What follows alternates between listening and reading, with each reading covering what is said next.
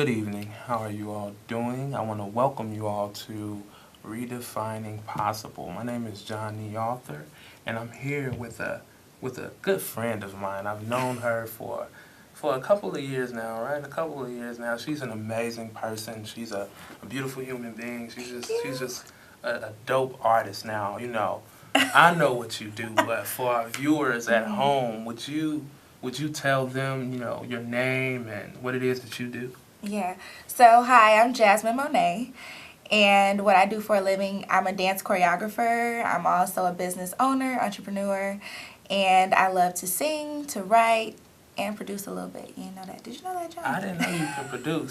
Now you know I rap a little bit, so I might need some beats. Okay. All right, cool. How long have you been performing? Well, I've been performing probably since I was 9. I ended up at a fine arts school for elementary school. So it's been about, man, what year is this? Jesus Christ. It's been long, but we ain't gonna talk about it. Yeah. So like, okay, so you dance and for the people out there who wanna be aspiring dancers and like they go out here and they audition and stuff like that, like how do you prepare for a live performance? Like what are some of your techniques that you go to? Well, when I prepare, I like to schedule like a date to start. It's almost like a school assignment. You schedule a date you want to start it, and then you have like your due date. So I schedule my date of, okay, this is when I'm going to get started.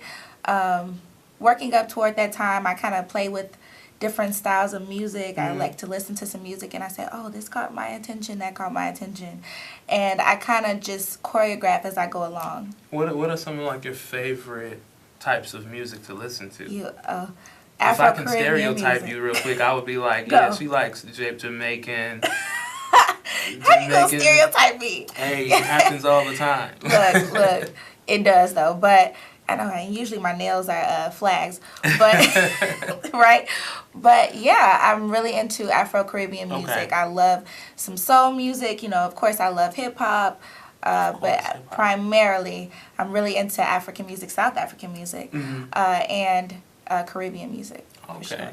Now I'm trying to get nosy, right? I want to get all up in your business because I think that within that's where all the juicy stuff is. That's where people can like learn stuff, right? That they can apply to their lives, right? So like, share one time that you've received like rejection and like how you've overcome it in the field in which you do so well in. Wow. This is so personal. Yeah, I told you I gotta get nosy now. You see how big this nose is? I'm a little nervous to tell this story. And it doesn't have too much to do with dance, actually. It's music. My senior year, I was blessed to have a teacher. I'm going to put us on blast. But he allowed me to go next door and play the piano and produce music and just gave me my grade. Wow. So one day the choir teacher approached me. He said, hey, do you mind writing a school song? And I was like, what? I was like, sure. So he let me write the school song. I wrote the school song. However, when he ran it by another music teacher, the music teacher said, no, let's stick to the traditional song. Oh, wow. We don't need a new song. What do you mean a new song? You're allowing people to do a new song? And I was like, aw. Did it hurt your But feelings? it kind of did. But I was like, you know what? My story is at least someone approached me to do it, which is huge. So, Did you like the song?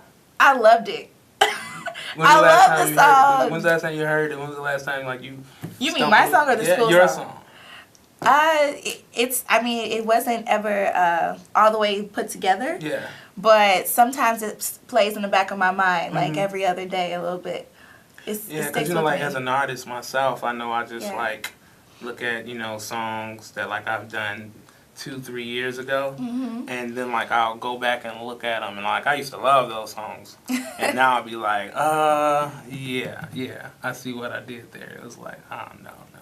Yeah, I think it's a really cute song, but you know how some people like to keep classic. You know, not everyone likes certain songs sampled, certain songs, you know, revamped. They're like, wait, stick to the original. So I get it, but I mean, it was an honor. Yeah, I know from like, you know, going to a bunch of your shows that you like to work a lot in groups. So like, you know, I like working in groups too. Like I'm a real easy guy to work with, you know, sometimes.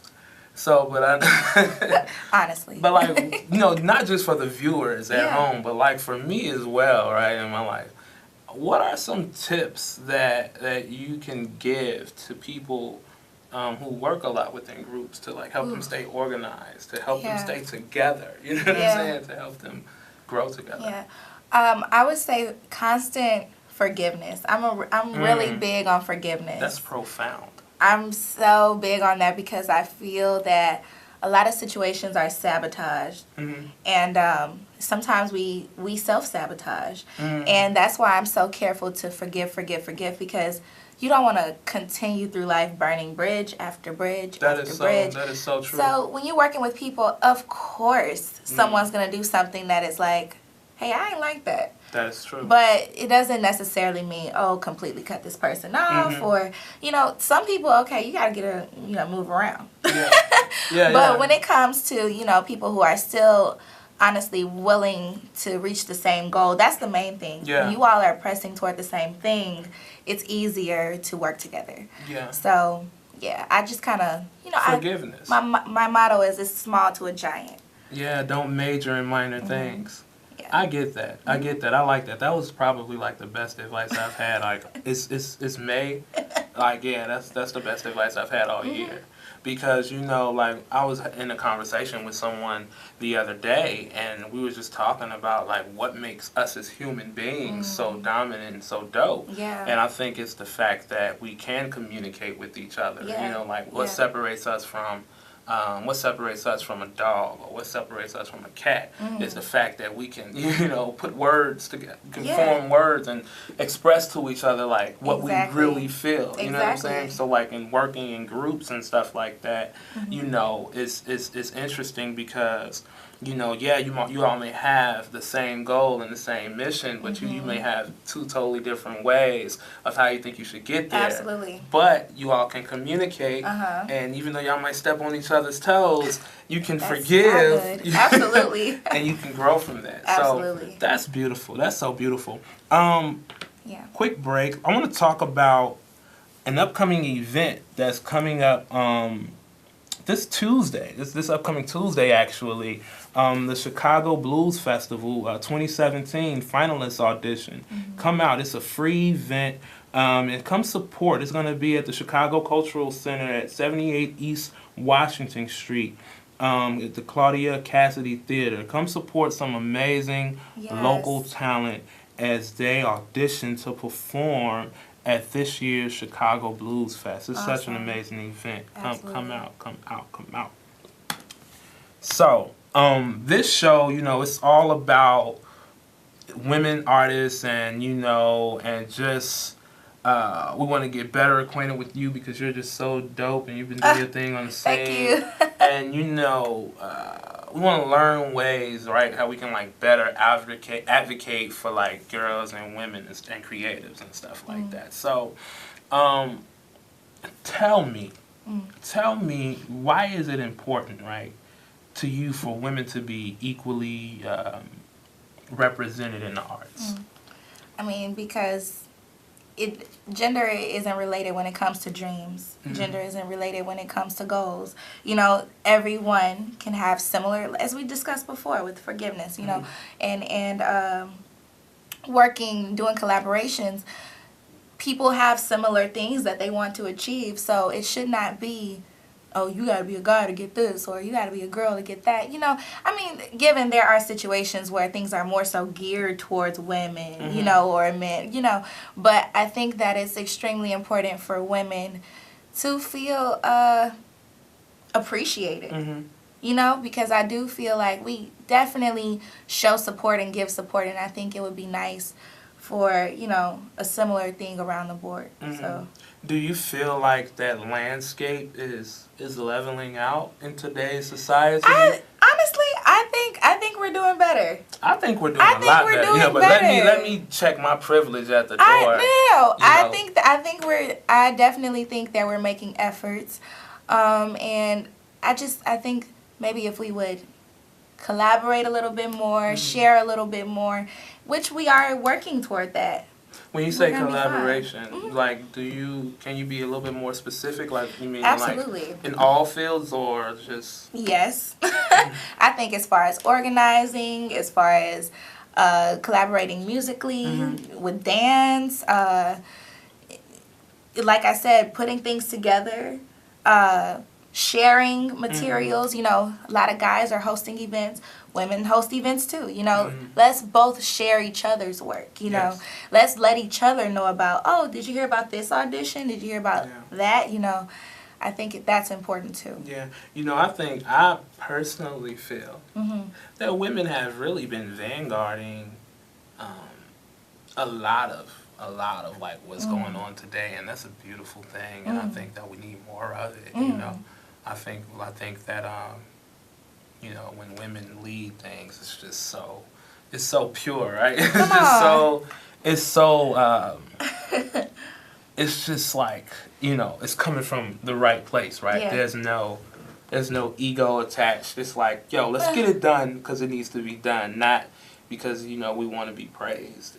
Well, I feel like there is still a little element of that there. However, I mean, it's always great when you can overlook things and you can get things done. So you're saying that, like, male or female, you know, it just depends on the person whether or not ego gets in the way of the ultimate mission. You know what? I agree with that. Yeah. I agree with that.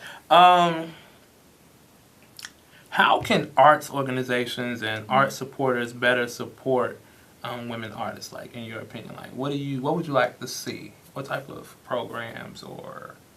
You know? Like I said, a lot more organizing together.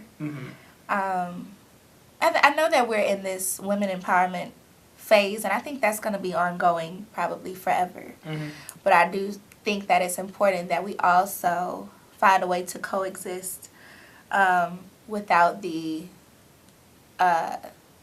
I'm a black woman and you need to respect me, and you black men don't ever want to, you know. I think that a lot of that can become invisible and possibly be divisive.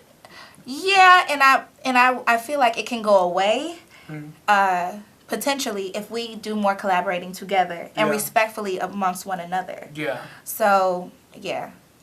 Yeah, I agree 100% too, because I do think that oftentimes, you know, not just as a black man, but, you know, black women as well, like, we often, like, put each other in these, like, you know, we make blanket statements about each other, you know, based off of, like, one individual you know, experience, you know. So I think, I think that we are going to get over that, you know. And once we do, we'll be able to create a lot more effectively, especially within the arts, and create great things for the culture. So, like, you hit the nail right on the head. You work with young women a lot. Yes. You work with young women a lot. Yeah. Talk about it. Yeah. Talk about it. Wow. What's your greatest challenge in doing that? Like, my greatest challenge. Teaching people what the word commitment means. And especially young women. I didn't know you was this deep. I mean, I knew you were smart. Come on. I mean, I knew you were smart. You smart, but you ain't deep. I didn't know you got this deep. Yeah. I'm drowning in it. It's amazing to see, one, a lack of motivation seem to be the easy route. Like, what happened to giving up is hard to do. Yeah, for me, I feel like I've seen a lot of the condoning and the environments that are conducive to mediocrity and a lack of motivation and a lack of holding to your word, and I'm really trying to drill that into the young women that I work with. Even the fearlessness, I definitely, because I work with, some girls that are about 5 and 6 years old, and they come to practice and they're crying, and I say, well, guess what? We got this, right? We got this. We got this. Okay.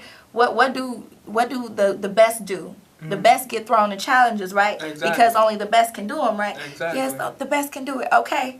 So by the time you 9 years old, they ain't gonna like you, but you're gonna be fearless. Indubitably.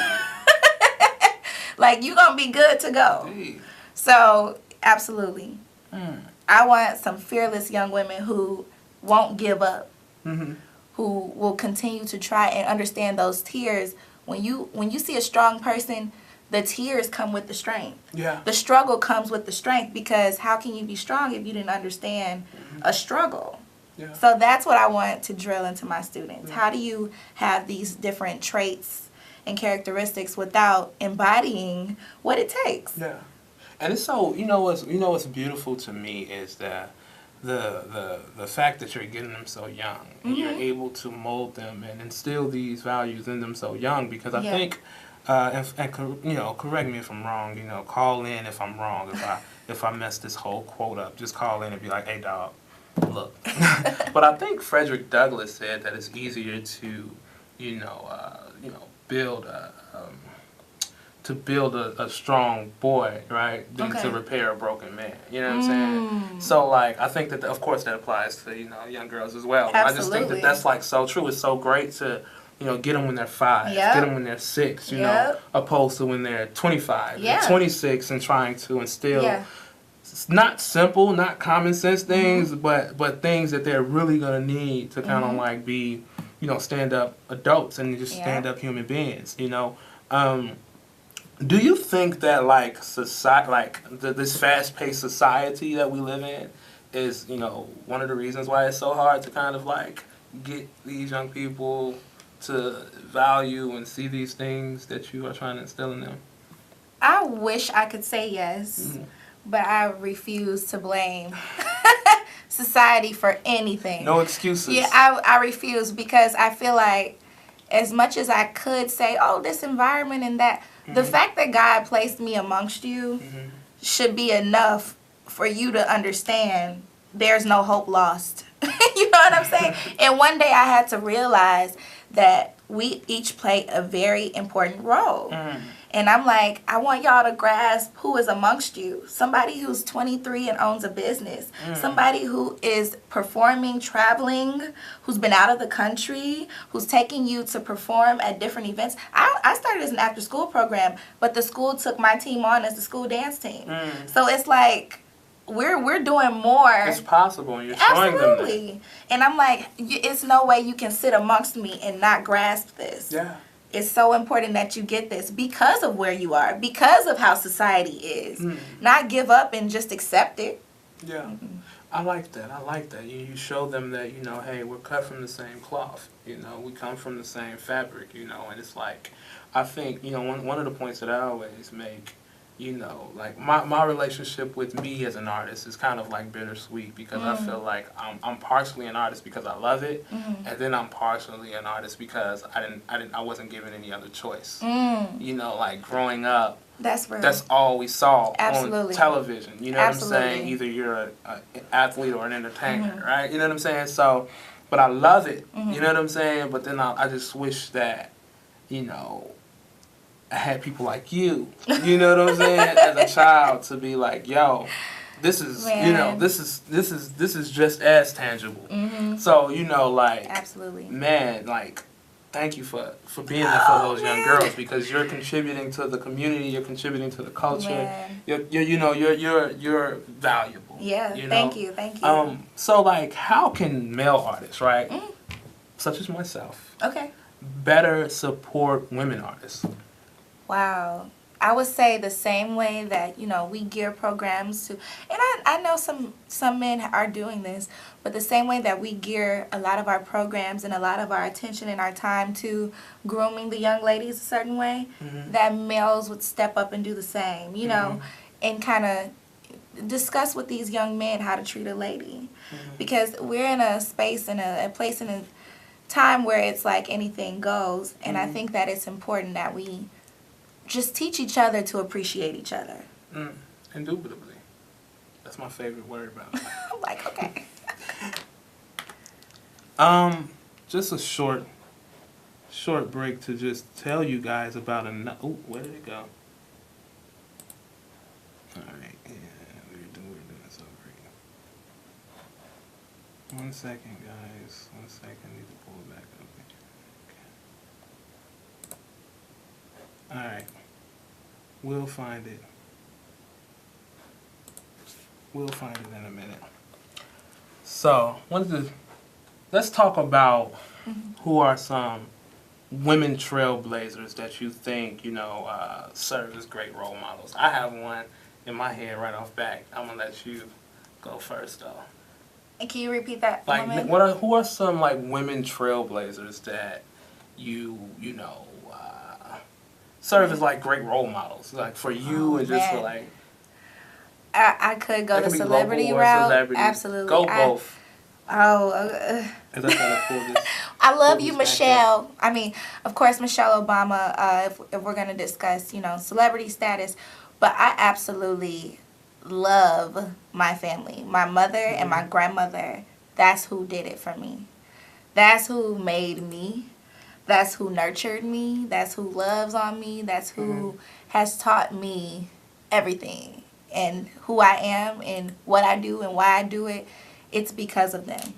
They paved the way. So I love them so much. And everyone isn't, necessarily fortunate to have that. But when I realized that, I decided I can share the love that God has given me through them with others. And that's why I do what I do. That's amazing. We live in this city. Chicago, it's all in the news and everything is, going on. Everyone's talking about the violence and all of that stuff, Being a Chicago resident, what do you think are, some of the challenges that kind of, like, plague our city? Again, it goes back to a lack of motivation. A lack of support. Oh, my God. A lack of support. There's only so much that I can do when you're going home to people telling you what you can't do, when you're spending hours in school, when you have parents and siblings and family members who sabotage what you are trying to do. Wow. There's only so much another person coming in speaking to you can do. You know what I'm saying? So I think it's really just a lack of support as far as doing things in a positive manner, going in the right direction with life, That's really what it's about to me. That's amazing. Just a lack of support. We gotta support each other. And like I said, that self-sabotage, I met so many people who just ruin it for themselves, and I see that a lot in our community too. What are some of the solutions that you recommend? I know you said support. Yeah. I think everyone getting on board. There's no other way to put it. Support. I would say communication. Communication is I think absolutely. Communication is everything. Absolutely, because that's what you're hearing. That's the conversation.